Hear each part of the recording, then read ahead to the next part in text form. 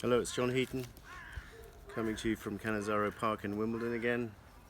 Not quite so warm today. Had a pretty hot summer in London this year, but it's cooled down a bit, but still very pleasant. So today I'm going to review Abba's last studio album, The Visitors. I didn't bring over my new vinyl copy from Hungary, so I've just got this Yugoslav copy, I think it is. Yeah. Interesting cover, quite moody, kind of reflecting the mood that the band was in, really, because they were about to split. But before I show you the album, just show you a few Abba singles I've managed to pick up. So this one, I Have a Dream, single from 1979, and what's nice about this is it opens out and shows you the albums, and it's on the Epic label, and a nice little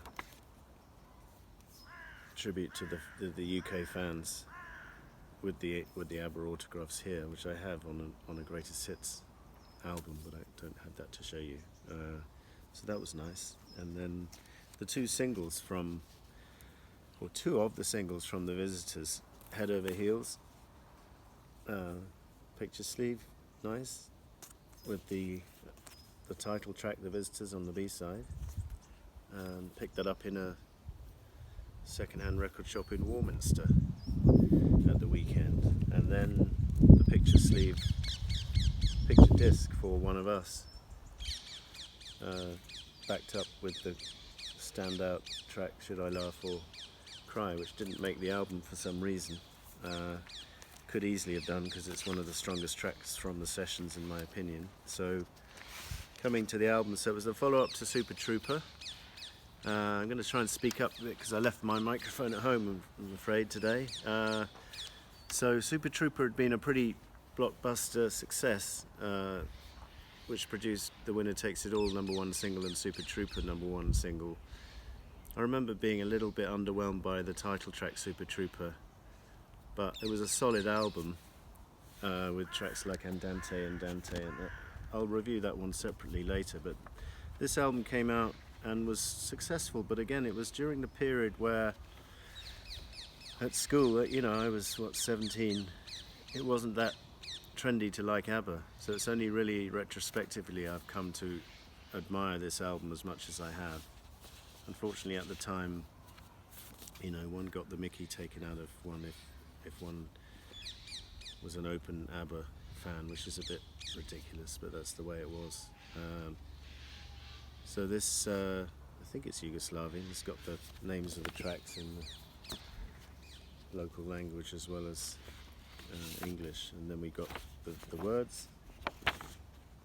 And after this album they produced a couple of singles, Under Attack and The Day Before You Came, but they didn't really announce their split publicly. They just stopped recording, really, and just let it peter out. So anyway, to the album. So we've got the title track, The Visitors, which is just a classic, moody song which builds and builds atmospherically, and then comes in with the chorus sung by Bjorn, cracking up that bit. Very underrated track in Abba's catalogue. You won't see it on Abba Gold, I don't think, but it should possibly have been there. I really recommend this track. It wasn't a single, just a B-side, as I showed you, but it's great. Head Over Heels, an amusing video for this with Bjorn going shopping with Frida, even though he'd been married to Agnetha. I think because they'd all split up by this stage, he thought it'd be quite amusing for Bjorn to pretend he was the husband of Frida, and they show him going shopping and getting bored out of his tree as Frida's choosing all his clothes. It's quite amusing, and it's a good song. It's quite catchy. It wasn't a big hit, but it shows Abba effortlessly producing another catchy pop song. Maybe not top draw from them, but decent. And when all is said and done, sung by Frida, quite a mature song about relationships breaking up, and There's a video for this, which is quite nice. It's maybe not the best choice for a single, didn't do too well, but the next track, Soldiers, is for me the second classic on the album after the title track. I think it's brilliant, and soldiers write the songs that soldiers sing, the songs that you and I don't sing. They blow their horns and march along and drum their drums and look so strong you'd think that nothing in the world was wrong. I really like the words of this, and the sentiment behind it, and the tune is just classic Abba. So this, I don't know whether this could have been a single, but it's a great album track, if not. And then ends side 1. So side 2 opens with Let the Music Speak, and the thing which struck me about this is kind of, you could see Bjorn and Benny almost starting to write in the style of a musical, because this song, with its tempo changes and stuff, let it be a joke, let it be a smile, that bit, and all the way through, just the changes just reminds me of a kind of musical. And they were to do Chess after this. That was the next big project after the Visitors, without Agnetha and Frida, obviously, with Tim Rice writing the words. So I think this is a decent track. It's not absolutely brilliant, but it's very good. One of Us, which I showed you the single for, probably, I was going to say Abba's last great single, but I quite like the 82 singles, particularly The Day Before You Came, which maybe isn't commercial enough to have been a big hit. One of Us did hit the top 3, I seem to remember, in Britain. And a pretty heartbreaking lyric. I'm not sure how autobiographical it is about the breakup, because they'd split up a couple of years before, and actually this song is more about regret of breaking up, so maybe it wasn't autobiographical.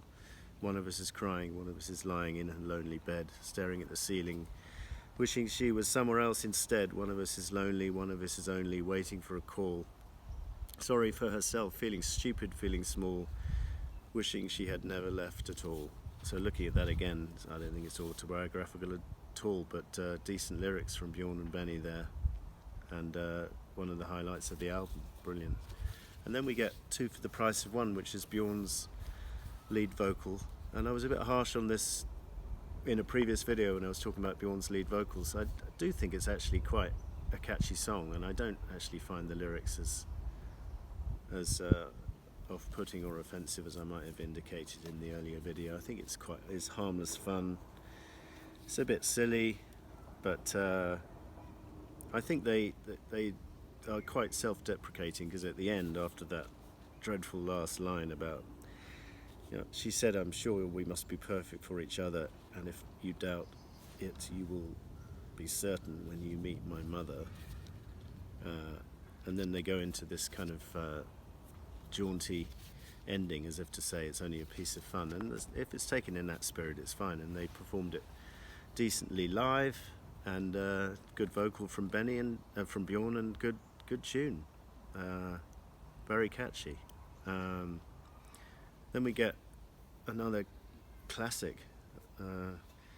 So for me, the classics on this album would be The Visitors, Soldiers, One of Us, and these last 2 tracks, Slipping Through My Fingers, which is, incidentally, I picked up a Spanish language ABBA CD with DVD, and Slipping Through My Fingers is one of the tracks recorded in Spanish, as was When All Is Said and Done, along with countless others from their catalogue, Hasta Mañana, Ring Ring, Fernando, Chiquitita. There's about 15 tracks they recorded in Spanish language, mainly for the Latin American market, I understand. But Slipping Through My Fingers, the English version, is just top-notch ABBA, and not very well known because it wasn't a single. Slipping through my fingers all the time, I try to capture every minute, the feeling in it, slipping through my fingers all the time. Do I really see what's in her mind? Each time I think I'm close to knowing, she keeps on growing. Slipping through my fingers all the time. I think the lyrics may be referring to Bjorn and Agnetha's daughter, who was growing up fast at the time. I might be wrong there. but I think I read that somewhere. And it's just glorious harmonies and just brilliant song. Love it. And then the final track is Frida singing a very atmospheric song called Like an Angel Passing Through My Room, when you've got this tick-tock clock going all the way through it. And just great words. Long awaited darkness falls, casting shadows on the walls. In the twilight hour I am alone, sitting near the fireplace. Dying embers warm my face. In this peaceful solitude, all the outside world subdued. Everything comes back to me again in the gloom, like an angel passing through my room. It's a very strong close to this album, and it's a very strong close to Abba's career if you discount those last two singles, which you shouldn't, but in terms of proper bona fide studio albums, this was the last one. And 1981, they brought out a hits package in 82, but this was the last gasp from them in terms of studio albums. And then they went through a period of not being appreciated, and then made a huge comeback in the 90s with Abba Gold and then Mamma Mia, and now you won't find anyone who doesn't like them, really, or few people who won't be prepared to admit they like them, and Elvis Costello and loads of famous people have said they like them as well, which is hardly surprising. So great album. Thank you for watching, and see you next time.